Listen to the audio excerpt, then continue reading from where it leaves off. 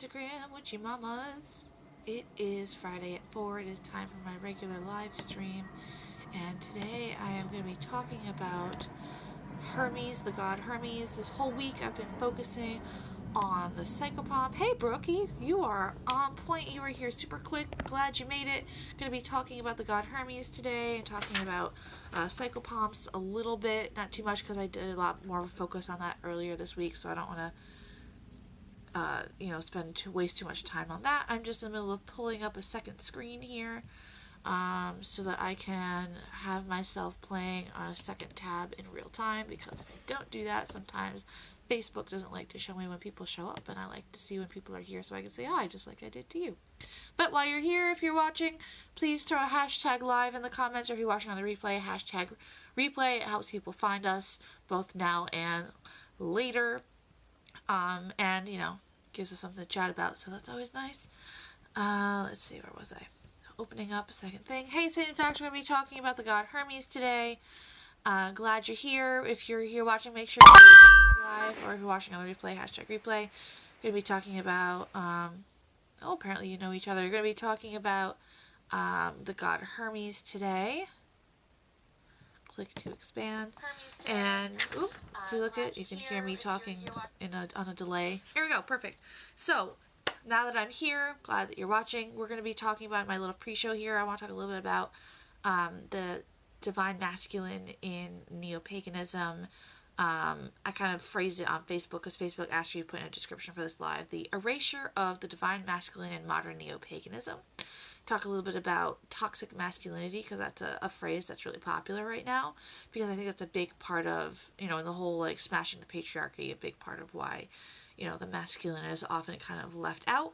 But I think that it's actually important to have that balance. I recognize a lot of people are doing that thing. I think that the way I always heard it was we're trying to balance the scales, so if we focus more on the goddess, then it'll make up for the fact that forever we've been focusing on a singular patriarchal male deity, which makes no logical sense when you think about the way babies are actually made in real life and the way things are made. But I digress. But let's talk a little bit about toxic masculinity.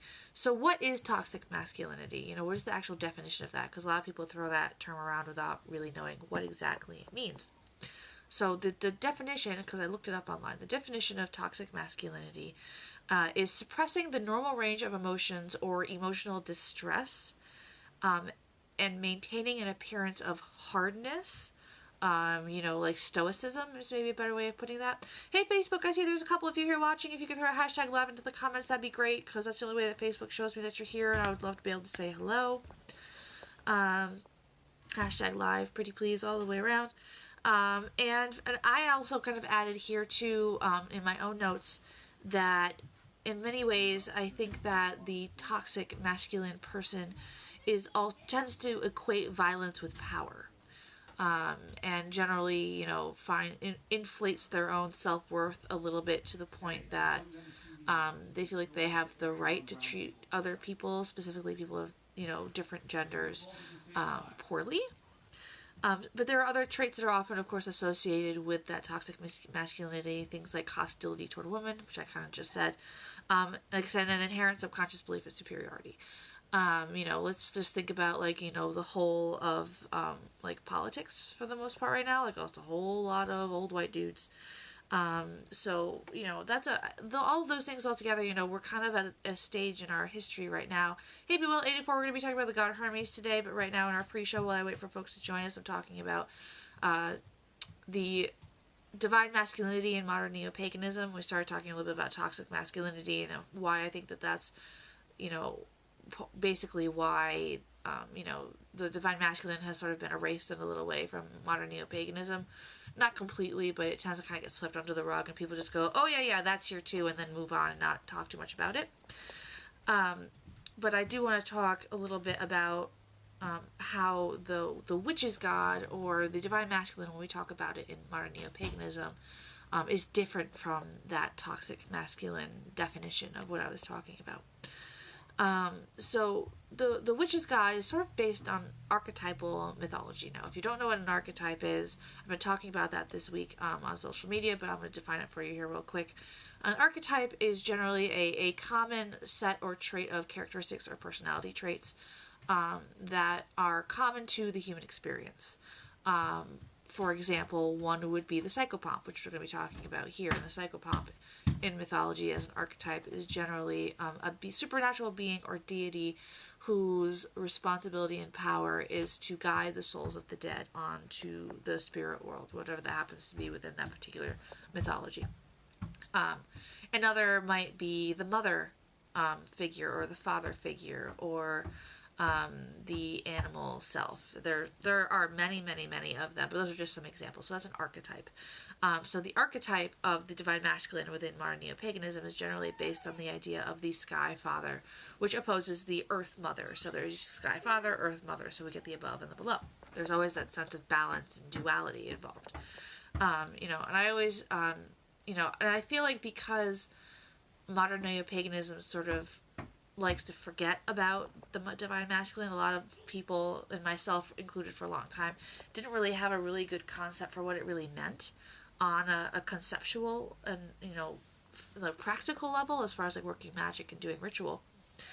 So one of the things that really clicked for me when I was learning about mythology and the idea of the sky father and the earth mother was the idea of rain. And I know that sounds really maybe oversimplified, but hear me out. So think about the way that the rain feeds the plants, or the earth in general. The idea is that, yes, the earth is holding the plants and creating the environment for things to grow and be created, but the rain is what feeds it and sort of what supports it and allows it to come into being. And this, the idea of, in a lot of different mythologies, the sky is actually holding the earth. So it's encompassing everything, especially when we think about it in terms of the actual earth. We have the earth, and then the sky is the sort of atmosphere around it. We just kind of refer to it as sky. So they both support and work with each other in order to create things. It's a lot easier to think about in terms of agrarian culture and plants and that type of thing.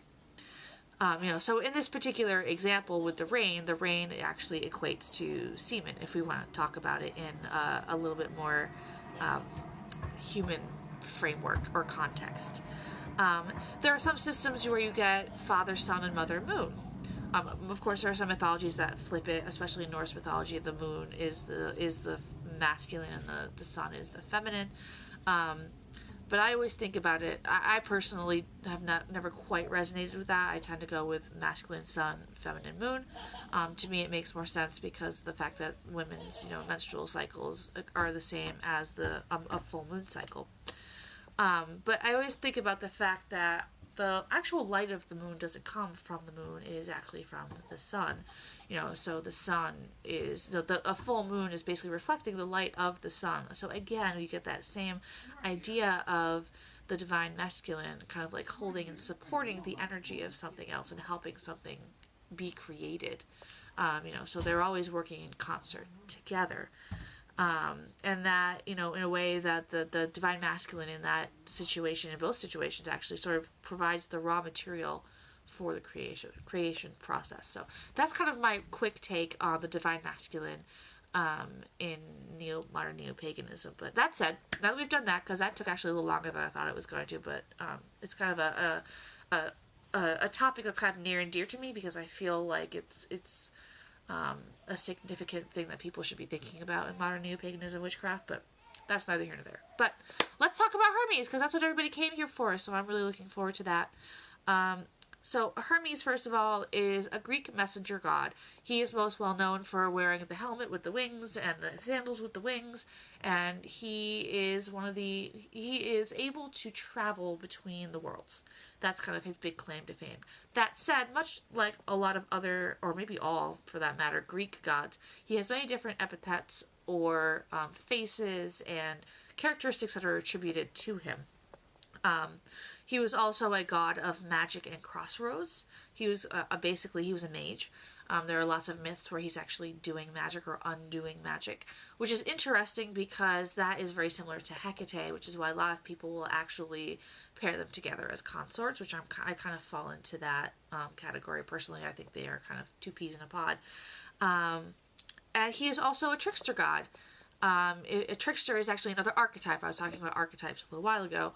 That is basically, you can find a trickster god in almost every pantheon. You know, a lot of people are a little more familiar with the idea of Loki, which is the trickster god in Norse mythology. But Hermes was known something of a trickster. He was known to, at one time or another, have stolen Apollo's cattle herd, Poseidon's trident, Artemis' arrow, and Aphrodite's girdle. So he was really big on stealing things because he thought it was quite fun to see everybody panic just a little bit when he did so. And the other thing I wrote down here is Hermes is the face, for lack of a better word, of modern and Western alchemy. In the form of what Hermes, and I've only ever read this, never said it, I've spoken to someone who knew the right way to pronounce it, but also called Hermes Trismegistus. I could pronounce that wrong. Again, if you're here joining me, I see Facebook, a couple numbers again, throw a hashtag live into the comments, hashtag replay if you're watching on the replay, especially if you're here live, because I want to be able to see you. And everybody, just as a quick reminder, as I'm kind of spouting all these things out at you, that this is intended to be an interactive experience. So if you have questions, if you have comments, in the comments below, I would love to hear from you.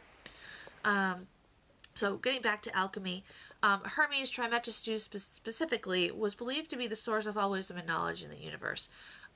The Emerald Tablet, which is sort of for lack of a better word, sacred text that is often referred back to in modern alchemy, was said to have been written by Hermes Trismegistus himself, which has sort of become a basis for a lot of the work that's done within alchemy, so it's kind of a big deal. And there are other beings that have been associated with Hermes, either believed to be kind of like parallel things, or like sort of like some people believe that like Buddha was Jesus, or like multiple different people were Jesus, or either in multiple lives, or in the same time period, but given different names depending on locale and wherever he traveled to. So Hermes, other beings that were associated with Hermes Trismegistus specifically, so obviously Hermes, Mercury, which is the Roman version of Hermes, who's Greek. They always had a parallel, or mostly had a parallel. Also, the Egyptian god Thoth, which is spelled Thoth. So if you're not familiar with the pronunciation, it's pronounced Thoth. And I know that because Crash Course Mythology on YouTube has a great thing about those things, and Thoth is the like mascot for that entire series, so they say it all the time, Thoth.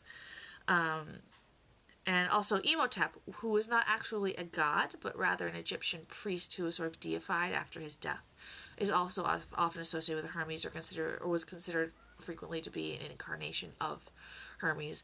And there are other gods that other people often believe may have been parallel, such as Odin, maybe even Cernunnos, which is a Celtic god, often the horn god that many people think of.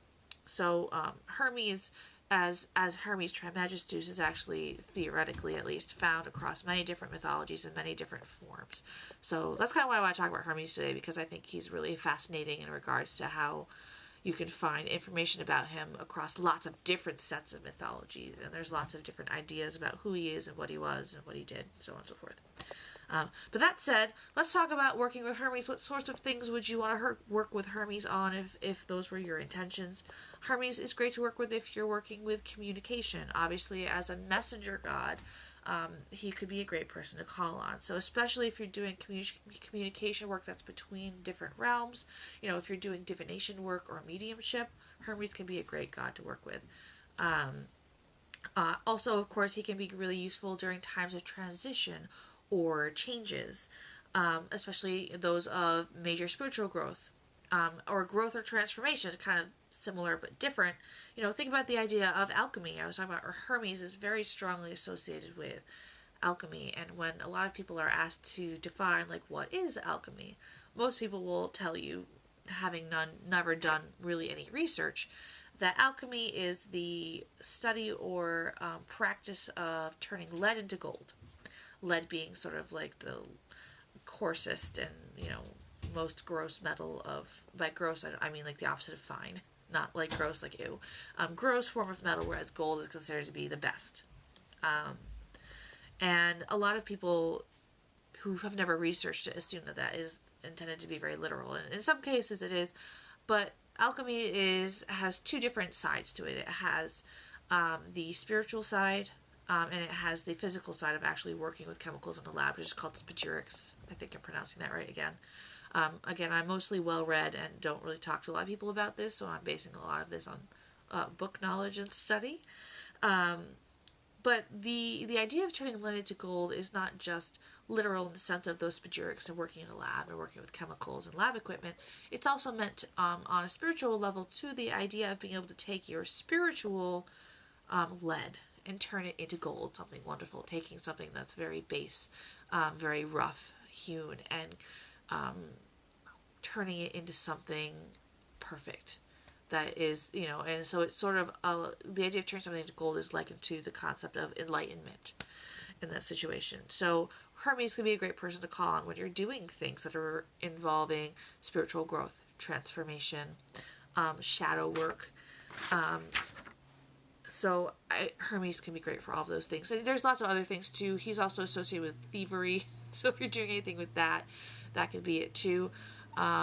I also feel like it could, on some level, have to do with karma, working with karma and returning of karma. Again, I feel like that relates to the whole messenger thing of carrying the message. We often feel like we're like, oh, well, you know what, karma will get to those people eventually, but then we wait around and we're like, wow, this is taking a lot longer for karma to figure it out.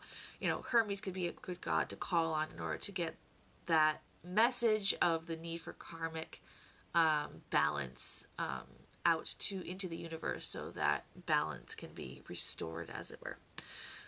So if you decide that you want to work with Hermes, here are some things, some objects and items and colors that are associated with Hermes that you might put on an altar, or if you're working with him, you might want to use in spells or rituals. One of Hermes' main symbols, obviously the wing sandals, the wing helmet are really, really big. Also the caduceus.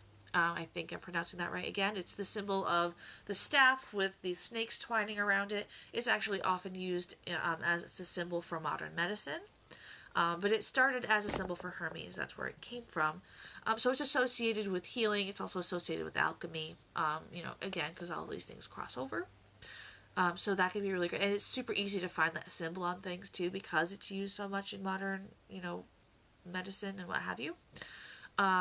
If you're looking for planetary correspondence, obviously because Hermes is associated with Mercury, is also the planet Mercury, also the metal Mercury. And Mercury is also associated with Wednesday. Now, cool story. So I mentioned earlier that Hermes is often associated with Odin, and that seems like a really weird connection for people to make. But the reason why Hermes and Mercury is associated with Wednesday is because Wednesday is named for Odin, Odin's day. So you have all this interesting crossover. So, but if you're doing spells and rituals with Hermes, Wednesdays in particular can be a really great day to do that work.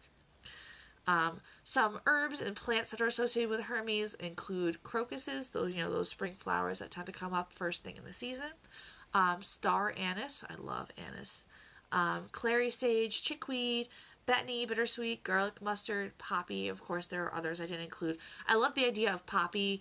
Particularly, I talked about poppy a little bit when I did my thing on pomegranate a couple weeks ago when we were talking for Mabon. Hey Dave, please feel free to, on Facebook, please throw a hashtag live in the comments so more people can find us. I'm super glad you joined me. I'm talking about the god Hermes today, although I'm actually getting towards the end, so at the end I hope you go back and rewatch so that you don't miss any of the good stuff that was at the beginning. Where was I? Oh, poppy. So poppy was actually used really, really commonly in ancient Greece for its hallucinogenic properties and in their spiritual practice as a way to sort of reach the spirit world. There was a lot of evidence of lots of cultures across history using hallucinogenic herbs and plants for spiritual reasons, and poppy was what was used in ancient Greece. And the idea of poppy being used with Hermes, I think, is interesting when we talk about the idea of travel and communication. So, Poppy, I assume, is associated with him because it allows you to travel to other realms. So that's kind of neat, I think. But how the poppy relates to pomegranate, real quick, if you missed that, a couple weeks ago, there are a lot of in a lot of artwork and statuary, classical statuary, not modern statuary, where different gods and goddesses are holding pomegranates, but there's a lot of debate on whether or not those might actually be poppy. Because poppy was such a big part of their culture. So the question is it poppy or is it pomegranate? No one's really sure. And does it really matter? Because ultimately, over time, the symbolism of the two have started to kind of have a lot of crossover because of that uncertainty. But anyway, that's why I think poppy is a particularly interesting correlation. Some animals that are associated with Hermes, ironically, is the tortoise, the ram, and the hawk. I think the hawk makes sense to me because I know the hawk in a lot of... Oh, my husband's watching. Hi, Tony. The hawk is interesting because in a lot of Native American shamanic type... I'm not saying that those are the same thing. Native American, shamanic systems. Hawk is considered to be a messenger, which makes a lot of sense because Hermes also a messenger. And as far as stones go, Hermes is associated with opal and agate. And for colors, gold, obviously, because of the association with agate. Green, association with the emerald tablet, which I mentioned earlier. Also light blue. I put light blue because that made sense to me. Hey, Lydia the Leprechaun, we're here talking about the god Hermes today. Hi! I'm actually almost through, but by all means go back and rewatch after we're talking about Hermes and the divine masculine and neo-paganism. I was talking about light blue is a great thing to use for Hermes too. I liked light blue because I feel like I associate a lot with healing, and Hermes is definitely associated with healings, as is alchemy. Also, if you love Hermes, Lydia, you should definitely go back and rewatch from the beginning because there's a ton of good information in here. But that said, now that I've kind of gotten through all the things that I wanted to talk about, I wanted to show you some fun things that I have here that are actually from my shop online that are psychopomp inspired. And if you're joining me a little bit late and didn't hear my explanation of what a psychopomp is, I've been talking about it all week on social media. The psychopomp is a mythological archetype archetype being a universal or common personality trait or characteristic. But the psychopomp is an archetype that generally guides the spirits of the dead between the living and the spirit world.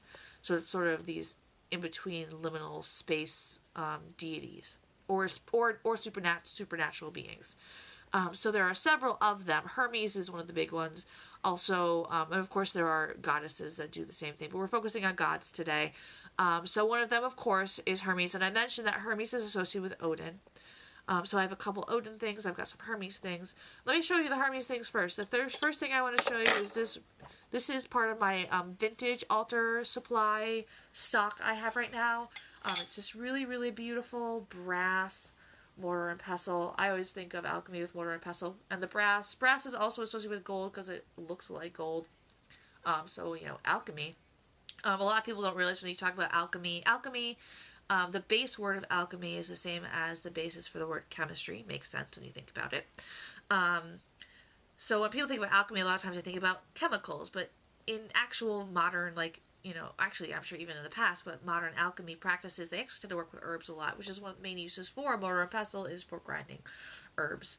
So this pestle here is wonderful. It has a really lovely weight to it, and you have this really cute little mortar too. So this whole set here is $20 on my website. If you're interested in it and you would like to inquire about it, please feel free to hit me with a private message. I'd love to chat with you about it. This other Hermes specific thing I want to show you is a teeny tiny little spoon, and actually this is one of the only things from this haul that I'm showing you that I keep thinking really heavily about keeping. So if nobody wants it, I might keep it for myself because I just think it's so perfectly Hermes and alchemy related that, how could I not? But it's here today, so if you love it, you might be able to snag it right from underneath my nose. It is this cute little spoon. So this cute little spoon here is made out of white, I think it's white brass. I just realized it says Italy on the back. I never even noticed that, which is cool. So I assume it's white brass, and it has, again, this sort of twining, I assume vines here. And then this is a griffin on top, which is really cool. I just realized I'm holding it really high for Facebook. A griffin on top, and I actually pulled up my item description because I didn't want to get confused. So the griffin is actually a combination of a lion and an eagle. So the griffin actually represents, as a combination of both, represents strength, courage, and leadership. And in alchemy, the griffin was a common symbol used to represent divine power and guidance. Like, how badass is that? And, you know, this sort of entwined symbol here to me reminds me of the double helix, like you would see on a caduceus. Of course, which is associated with Hermes and Mercury and all of the alchemy things. Interesting, I also made note here on Mercury. Mercury is one of the 3 substances in alchemy said to be the basis of all matter, basically, which is along with sulfur and salt. Hey, heterogeneous, we're here talking about the god Hermes today. I'm actually just showing off some Hermes and psychopomp-related things that I have in my shop. I'm actually just about wrapping up. If anybody has any questions about Hermes or has any comments, please feel free to throw them into the comments below. If you're just joining, feel free to throw a hashtag live or a hashtag replay if you're watching on the replay. But go back and rewatch from the beginning because there's a ton of good information in here. So anyway, this really cute little white spoon. Love this. I think it's really great for like scooping herbs, or if you use a lot of resin incenses out of their bags and onto a charcoal disc, or whatever you're scooping herbs for. But this is a super cute piece. Very much Hermes. So other psychopomp, not necessarily specifically Hermes things I have. First thing I'll show you are some of the Odin things I have. So the reason Odin is actually considered a psychopomp is less to do with him and more to do with his horse Sleipnir.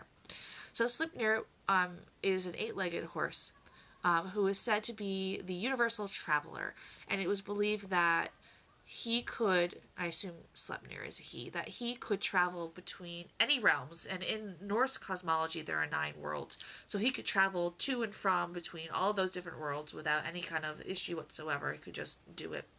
And he was Odin's steed. So I have a couple necklaces that I created, that I hand-painted. So these are hand-painted necklaces. Here, I'll have one up top and one down bottom. Hand-painted Sleipnir necklaces. I made these myself. I love this design. All of these hand-painted necklaces I'm about to show you, these are $18 each. If you really love them, let me know. I would love to hook you up with them.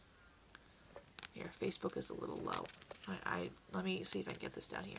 So there's Sleipnir. And then another hand-painted one I have this is called the Valknut. Again, I've only read the pronunciation and never talked to anyone in person who's, tried to correct me on it. But it's this symbol, it's the triple triangle. It is associated with Odin, and I have 2 different varieties of these. I've got this one, which is just the stripes, and this one with the dots. Again, these ones are 18, hand-painted by moi.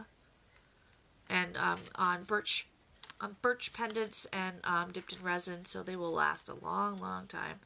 On black twisted adjustable leather cords, so no matter what length you might like, it will fit you. And finally, another psychopomp, not necessarily specifically associated with Hermes, but definitely a psychopomp.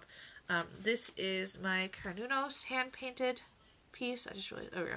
I'll say it was not in any way focused. Carnunos.